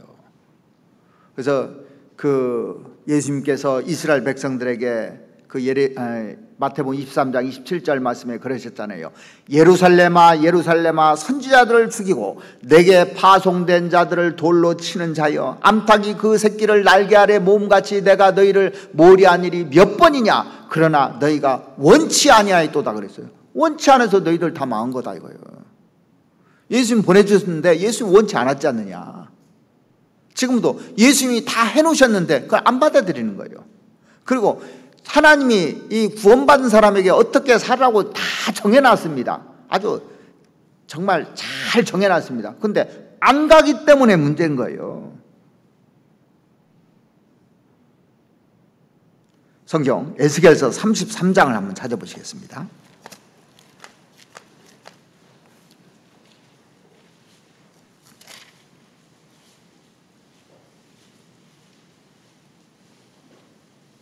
(33장) 11절 말씀 보시겠습니다.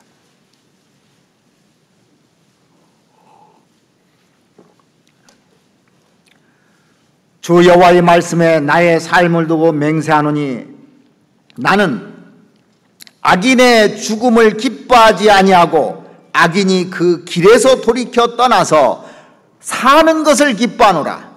이스라엘 족속아 돌이키고 돌이키라. 너희 악한 길에서 떠나라. 어찌 죽고자 하느냐 하셨다 하라. 이게 하나님의 마음이에요. 사실은요.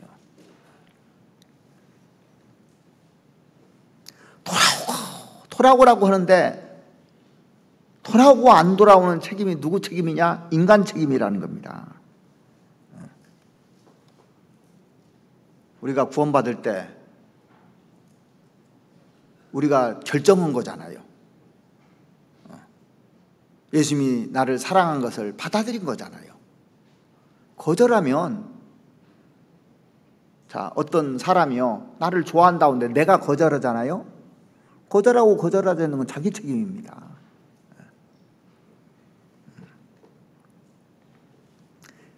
여로보암 집에 한 애가 10살도 안 됐는데 하나님을 향해서 선한 뜻을 품었을 때 하나님께서 그것을 받아주셨습니다. 하나님 받아주신 거예요. 이 다니엘이 대략 16살 정도밖에 안 됐었는데 하나님을 향해서 올바로 살려고 결심했기 때문에 하나님께서 그를 귀하게 쓰신 겁니다. 사실은요. 그 선택을 했기 때문에. 예수님이 5,000명을 먹일 때도 보리떡 5개와 물고기 2마리를 그 소년이 내놓지 않았으면요, 그런 기적을 못 봤을 거예요. 그래서 가장 감명받은 사람이 누굴까요? 드린 애일 거예요, 사실. 자, 이 괴당이 젖었어요. 가장 이 괴당을 볼 때마다 감격하는 사람이 누굴까요? 헌금에서 같이 수고한 사람이에요. 그러지 않은 사람 감명을 못 받아요. 어제 제가 이거 꽃꽂이 하는 걸 봤는데, 저번에요. 이 꽃꽂이 하면서 제일 감명받은 사람이 누굴까요? 꽃꽂이 한 사람이에요. 나는 사람, 멋있네. 그러고 끝날 겁니다. 근데 꽃꽂이 한 사람 해놓고 감탄하는 거예요, 자기가. 야, 잘했다. 야, 마음에 든다. 그러니까 방향이 조금만 잘못돼도요, 그걸 고치거든요. 근데 우리는 방향이 잘못됐는지, 꽃이 엎어져 있는지, 똑바로 서 있는지 잘 안 보입니다. 근데 본인은 다 보여요. 그러니까 누구에게 은혜가 가느냐? 희생하고 수고한 사람에게 은혜가 가게 돼 있어요. 그 사람이 행복한 거예요.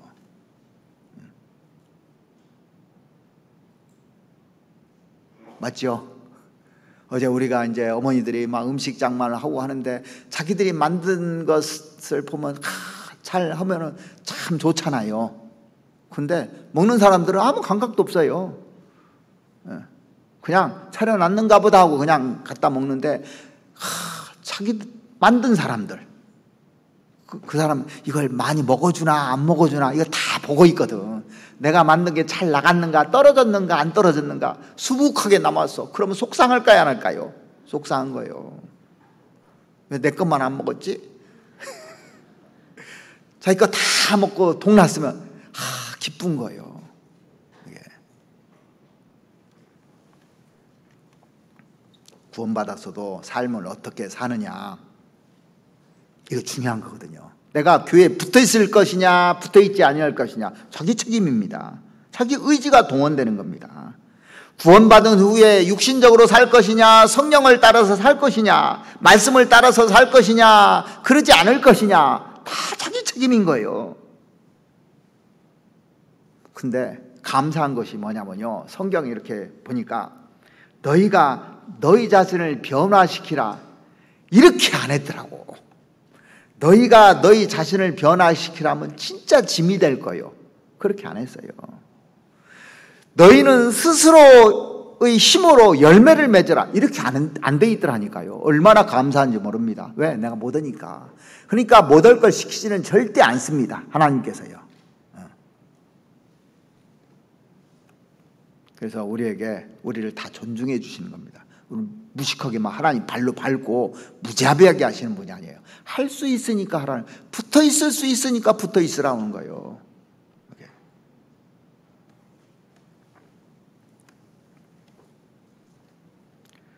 시편 31편 한번 찾아보시겠습니다.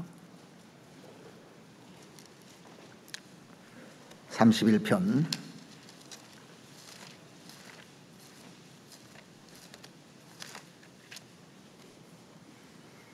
5절 말씀 보시겠습니다.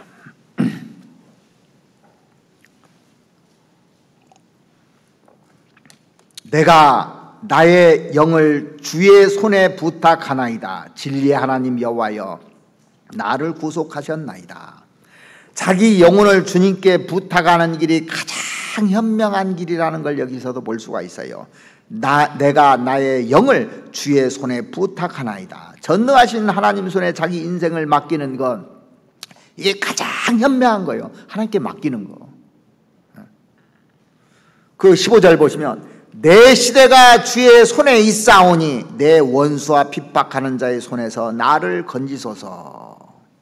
자기의 영혼을 주님의 손에 의탁한 사람, 그 사람의 인생은 주님 손에 있다는 겁니다. 우리가 생을 살아가면서 여러 가지 문제로 넘어질 수도 있습니다. 그렇지만 아주 엎드러지지는 않게 만들어준다고 분명히 얘기를 하셨어요. 왜냐하면 주의 그 손은 능하신 손이거든요. 감당할 이상의 시험을 안 준다고 그랬잖아요. 그래서 내 시대가 주의 손에 있다는 거예요. 그리고 시편 37편도 보시면 시편 37편 23절을 보시겠습니다. 여호와께서 사람의 걸음을 정하시고 그 길을 기뻐하시나니, 하나님이 딱 정해놨어요. 우리가 가는 코스를. 그리고 그 길로 가는 걸 기뻐하는 거예요. 그러니까 주일날 오는 코스가 정해져 있죠. 오늘 수요일날 오늘 코스가 정해져 있고, 이번 주 이제 화요일날 구역 모임 코스가 정해져 있어요. 그 길로 가는 것을 하나님이 보고 기뻐한다는 거예요. 가기만 해도 기뻐하는 거예요. 그 길로 기뻐하시나니 저는 넘어지나 아주 엎드러지지 아니함은 여호와께서 손으로 붙드심이니이다. 그래서 자기 영혼을 주님께 의탁한 사람, 이 사람은 하나님이 바른 길로 계속 갈 수 있도록 인도해 주시는 겁니다. 그래서 욥기 23장 10절 말씀해 보시면, 나의 가는 길을 오직 그가 아시나니 그가 나를 단련하신 후에는 내가 정금같이 나오리라. 하나님이 나한테 정해놓은 길이 있어요. 그러면서 단련을 시켜요. 그러니까 교회도요, 봉사회장도 있고 어머니회장도 있고 뭐 청년회장도 있고 은장회장도 있고 뭐 이런 걸 정해놨어요. 그 길로 가면 힘들어요? 힘들지 않아요? 괜히 오고 얻어먹어. 한마디씩 하는 겁니다. 알지도 못하면서 얘기도 하고 막 누명도 쓰고 오해도 받게, 그 길을 가게 하는 겁니다. 그가 나를 단련하신 후에는 내가 천금같이 나오게 하리라. 그래서 하나님께서 정해놓으신 길이 있는데 묵묵히 그냥 가는 게 좋은 겁니다. 겸손하게. 그러므로 하나님의 능하신 손 아래에서 겸손하라 그랬습니다. 그럴지라도 겸손하라. 때가 되면 너희를 높이리라. 두고 보라 이거예요. 그러니까 그 길을 묵묵히 가지 않습니까? 그러면 나중에 높여줍니다. 하나님이요. 때가 되면, 당장 안 해도 이 세상에 안 갚아주면 하늘나라에서. 그러니까 신경 쓸 거 없어요. 내가 정론지를 알아야 돼. 내가 가는 길이 바른가 안 바른가. 그래서 시편 138편 한번 찾아보시죠. 시편 138편. 내가 가는 정로로 가면 하나님이 완전케 해준다고 그랬습니다. 8절. 여호와께서 내게 관계된 것을 완전케 하실지라. 여호와여, 주의 인자심이 영원하오니 주의 손으로 지으신 것을 버리지 마옵소서.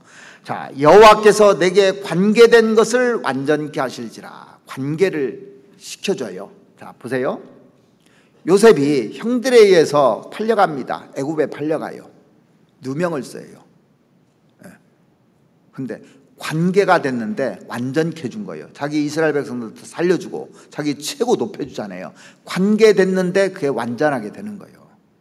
이렇게 성경의 인물들 보면 다윗도 그렇고, 다 다윗이 사울에게 10여 년 동안 누명도 쓰고 그러잖아요. 죽임을 당할 뻔도 많이 알고. 근데 관계된 것을 나를 완전케 해주시려고 하나님 그 길을 했는데 묵묵하게 그 길을 가잖아요. 그런데 답답할 때 어떻게 해요? 하나님께 계속 얘기해요. 하나님하고. 사람 붙들고 온 게 아니라 하나님에게 관계된 것을 완전케 해주시려고. 그래서 내가 가는 길이 먼저는 이게 정로로 가고 있는지 그거부터 알아야 되는 겁니다. 그래서 오늘 그 예레미야 18장에 보면요, 하나님의 주권과 인간의 책임에 대해서 얘기하고 있어요. 이걸 정확하게 알아야 돼요. 그래서 그것을 쉽게 설명해 주기 위해서 토기장이와 진흙으로 만든 그릇을 비유를 해줘가면서 우리로 하여금 인식을 하게 만드는 겁니다. 우리 시대만큼 책임을 회피하는 시대가 없어요. 그래서 잘못되면, 잘 되면 내 탓이고 잘못되면 남 탓, 또 무슨 탓? 조상 탓? 이러는 겁니다. 구원받은 사람은 다르게 살아야 되는 겁니다. 우리에게 분명한 책임이 있는 거예요. 스스로 결정해야 되는 거예요. 여러분들 다 잊어버려도 내가 제대로 된 방향을 가고 있는지를 알아야 돼요. 그리고 잘못된 방향으로 가고 있다, 양심에 문제가 된다, 빨리 돌이켜야 됩니다. 돌이키면 하나님이 다시 건설하셔요. 어떤 사람을 심었어요. 심었는데 잘못된 길로 가잖아요. 뽑아버려요. 영락 없습니다. 보십시오. 하나님은 그런 부신 분입니다. 사람이 뽑는 게 아닙니다. 이게요, 하나님이 뽑으시는 거예요. 어떤 사람을 세워요. 사람이 세우는 것이 아니라 하나님이 건설한다고 분명히 얘기했어요. 누구도 돌이키면 하나님께서 바꿉니다. 강도도 보십시오. 같이 욕했어요. 조금 전까지 욕하다가 한 강도가 돌이키니까 순간에 운명이 완전히 바뀌어졌어요. 근데 한 강도는 끝까지 안 돌이킨 겁니다. 성경은 계속 그걸 얘기하고 있는 거예요. 왜 죽고자 하느냐? 왜 멸망하고자 하느냐? 그래서 우리가 신앙생활 하는데 내가 지금 제대로 가고 있는지 나를 돌아볼 필요가 있는 겁니다. 그래서 내가 양심에 문제가 되면 이건 바른 길로 가는 게 아닙니다. 왜냐하면 하나님께서 우리에게 양심을 주셔서요, 알게끔 만들어줘요. 근데 구원받지 못한 사람은 양심이 파산됐다고 했죠. 양심이 불맞았다고 그랬죠. 양심이 무뎌져 있고 양심의 역할을 못한 사람, 이미 이 구원을 안 받았던가 아니면은 이 악에 딱 잡혀 있는 거예요. 양심이 무뎌져 버립니다. 그러면 헤어날 길이 없어요, 이게. 그래서 양심이 살아있을 때 돌아올 수 있는 기회입니다. 그래서 우리가 다 하나님 앞에서 귀하게 쓰임받기를 원하고, 또 하나님의 축복 속에 살기를 원하고, 하나님의 영광을 받기를 원하는 마음입니다. 그래서 이제 코로나도 풀려고 새로운 시대가 또 왔어요, 다시. 그러면 내 마음도 정리를 해야 되는 겁니다. 그래서 신앙에 뒤처지지 않고 또 하나님을 슬프게 하는 그런 성도가 되지 않기를 바랍니다. 같이 기도드리겠습니다. 우리 영혼을 사랑하시는 우리 아버지 하나님, 하나님 앞에 내가 어떤 길로 가고 있는지 하나님께서 양심에 가르쳐 주시고, 잘못된 길로 가고 있다면 회개하고 돌이켜서 하나님께서 다시 나를 심고 건설할 수 있도록 하나님 내 마음을 붙잡아 주시옵기를 바랍니다. 하나님은 주권자고 우리는 거기에 대한 책임이 있다는 것을 분명히 인식하고, 내가 선택하는 것에 따라서 내 운명이 바뀐다는 것을 늘 인식하고 하루하루를 살아갈 수 있도록 주님 도와주시옵기를 바랍니다. 우리가 구원받고 구원받은 것으로 만족할 것이 아니라 내가 하나님 앞에 상을 받을 그 행동을 할 수 있도록 그 바른 길을 가르쳐 주시옵기를 바랍니다. 우리 중에 한 사람도 신앙의 길에서 낙오되지 않고 또 곁길로 가지 아니할 수 있도록 하나님 도와주시옵소서. 이제 5월에 있는 대집회 새로운 영혼들 위해서 기도하고, 이번에도 그 영혼들이 구원받고 우리와 같이 천국에 갈 수 있는 소망 가질 수 있도록 우리가 합심해서 선을 이룰 수 있도록 하나님 도와주시옵기를 원합니다. 이제 그동안 코로나19로 말미암아 힘들었던 시절이 조금이나마 풀려서 자유롭게 교제할 수 있도록 허락해 주신 주님, 이 기회를 놓치지 않고 열심히 주를 섬길 수 있는 기회를 삼을 수 있도록 도와주시옵소서. 우리를 사랑하시는 우리 구주 예수 그리스도 이름으로 기도드렸습니다. 아멘.